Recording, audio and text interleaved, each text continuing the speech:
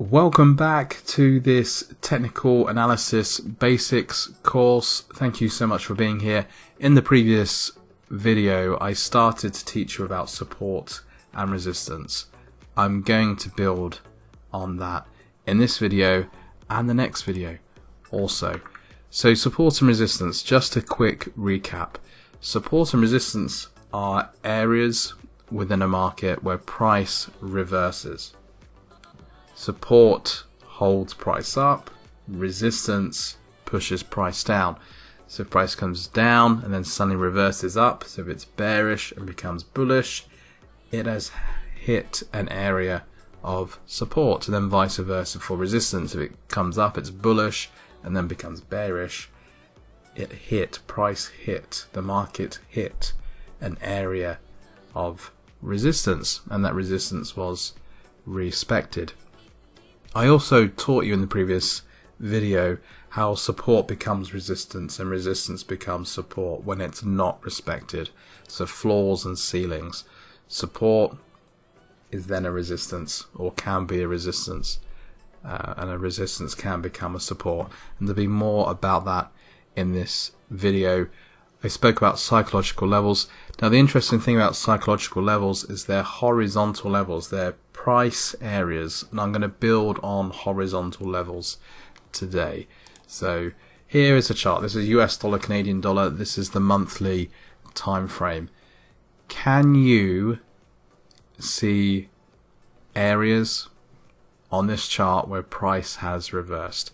Now I'm not talking about little things like this, these little reversals where price comes up a little bit and down a little bit. Big swings.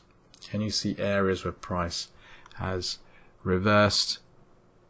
Have a look, see if you can spot any support and resistance. If you can identify the support and the resistance individually, that'd be even better. So let me mark an area for you. So here we go. Here is a support area, and it's actually a psychological area. It's 94.00. It's the price 94. So you can see that price came down. Big reversal at this area. It's an area of support. When price came down again, it reversed again at this area. This is what support and resistance does. It gives you areas where price could potentially reverse. So big reversal, big reversal.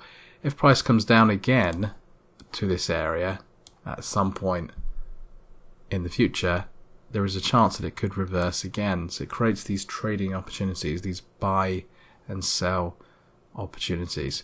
Can you see any other areas, support and resistance areas?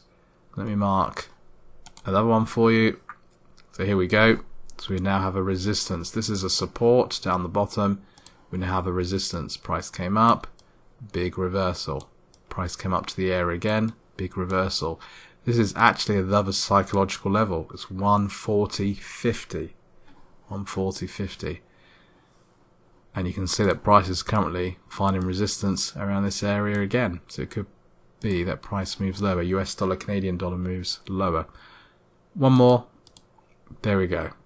So support area. You can see price reversed here.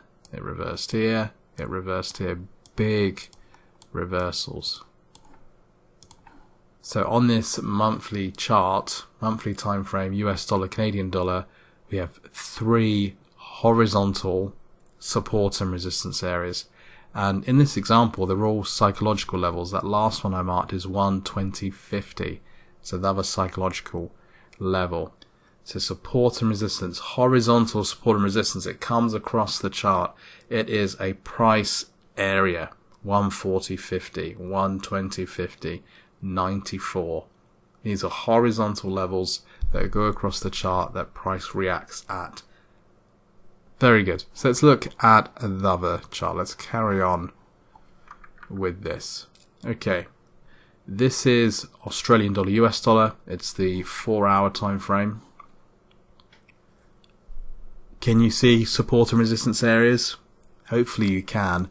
In this example, I want to demonstrate horizontal resistance becoming support and horizontal support becoming resistance. If you can have a look, see if you can see any support and resistance areas, horizontal support and resistance areas. Okay, so I have 2 marked here. There's more than this. There's one right at the top here, big. Look at this big reaction here. When price comes up to this area again in future, big reaction again. Very clear resistance area. It's above price. It's pushing price down. It's a resistance area. This is a big support area, and I have this one marked. Now, the reason why I've only marked these 2 areas is I want to demonstrate, as already mentioned, resistance becoming support and support becoming resistance. So if we look at the top area, this one's not a psychological level. 67.15 is not a psychological level. And this is one of the things I want to get across to you in this video, along with lots of other things, is horizontal support and resistance doesn't have to be a psychological level. Quite often they are, but it doesn't have to be.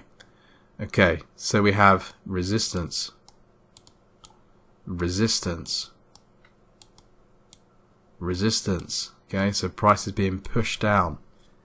This resistance finally breaks, so price moves above this level. It then acts as support.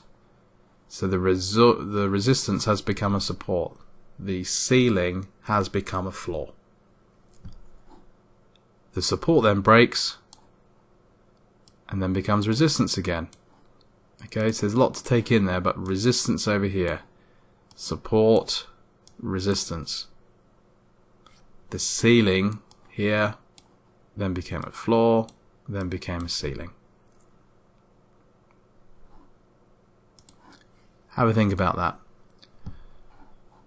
Let's have a look at this other level, which is a psychological level. This is 66, the level 66. Support. It's support because it's below price. It's holding price up.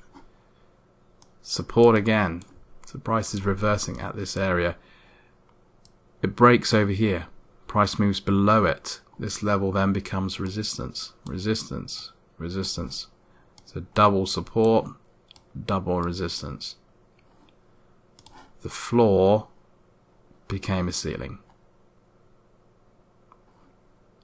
Rewatch the video. This stuff is very cool.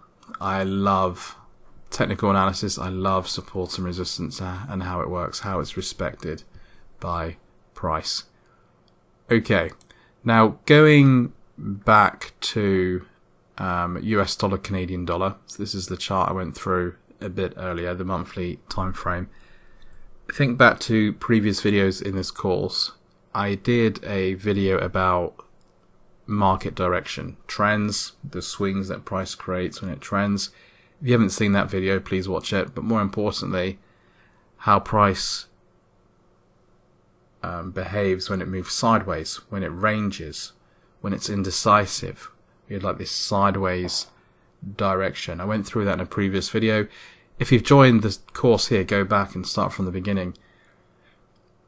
This is where horizontal support and resistance kind of combines with market direction.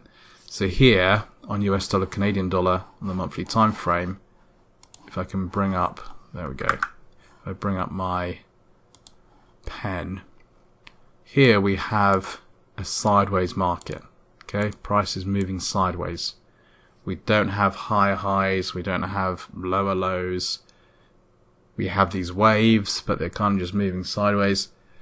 You'll notice that we are ranging between horizontal support and horizontal resistance.